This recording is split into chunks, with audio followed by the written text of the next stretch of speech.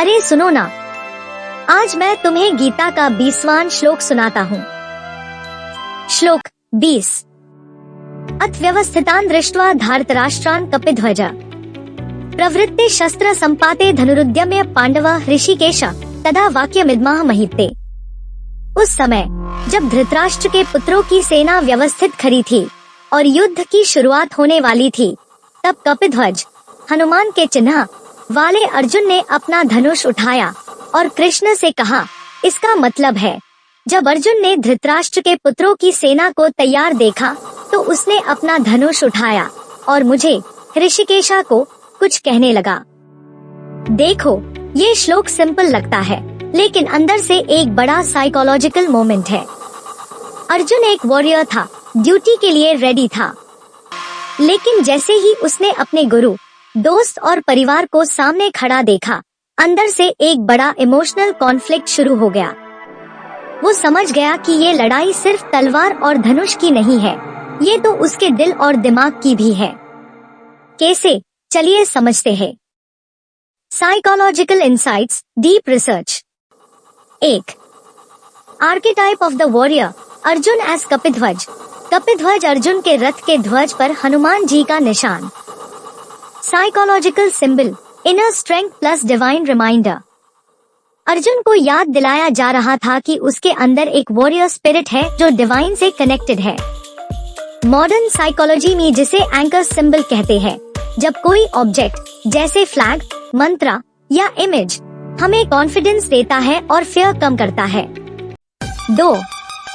State of readiness, fight versus freeze. Arjun का धनुष उठाना, रेडीनेस टू फाइट। ये फाइट और फ्लाइट रिस्पॉन्स का फाइट मोड है, लेकिन उसके सबकॉन्शियस में एक कॉन्फ्लिक्ट चल रहा है, वॉरियर वर्सेस इमोशनल सेल्फ।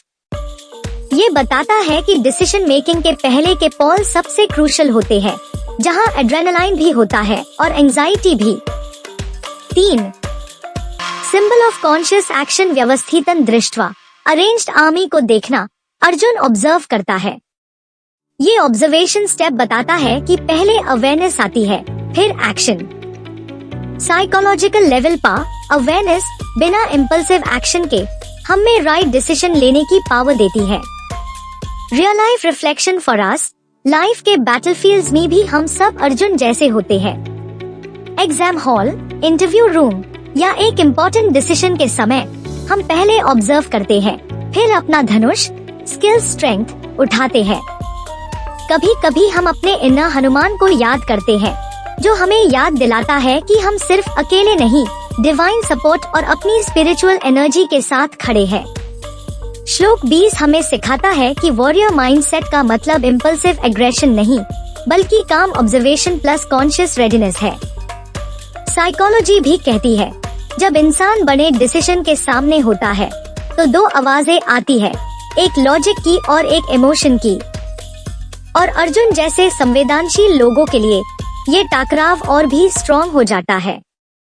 इसीलिए अर्जुन ने रुक कर मुझे बुलाया, क्योंकि उससे पता था कि उसका मन अब उसके कंट्रोल में नहीं है। गीता कहती है, जो योद्धा पहले ऑब्जर्व करता है और फिर अपना शस्त्र उठाता है, उसकी जीत सिर्फ बाहरी बैटलफील्ड में नहीं, अंदर के कंफ्यूजन पर भी होती है। देखा मित्रों, अर्जुन ने अपना धनुष उठाया, पर उसके पीछे छुपा था एक साइकोलॉजिकल युद्ध, फियर और फेथ का संघर्ष, और वही उसके ट्रांसफॉर्मेशन की शुरुआत थी। सीख ये है मित्रों, लाइफ में जब तुम्हें बड़ा फैसला लेना हो और तुम हिचकिचाओ, तो समझना ये वीकनेस नहीं है, ये तुम्हारी सेंसिटिविटी का सबूत है। और तब अपने मेंटोर, गाइड या अपने अंदर की आवाज को सुनना सबसे जरूरी होता है। याद रखो, जो अपनी उलझन को समझता है वही सही रास्ता चुनता है। तो मित्रों, आप भी अपनी लाइफ के बैटलफील्ड में अपना धनुष उठाओ, अपने इनर हनुमान को याद करके और कॉन्शियसली डिसाइड करके। यही है रियल वॉरियर माइंडसेट। जो अपनी उलझन को समझता है वही सही रास्ता चुनता है। तो मित्रों, अर्जुन ने अपना संकट मुझसे शेयर किया, और वैसे ही तुम भी अपने मन की उलझन को समझना सीखो। इसी में तुम्हारा असली पावर छुपा है। चलो मिलते हैं अगले श्लोक के साथ। राधे राधे। और हाँ, अगर पसंद आया तो सब्सक्राइब करना ना भूलना।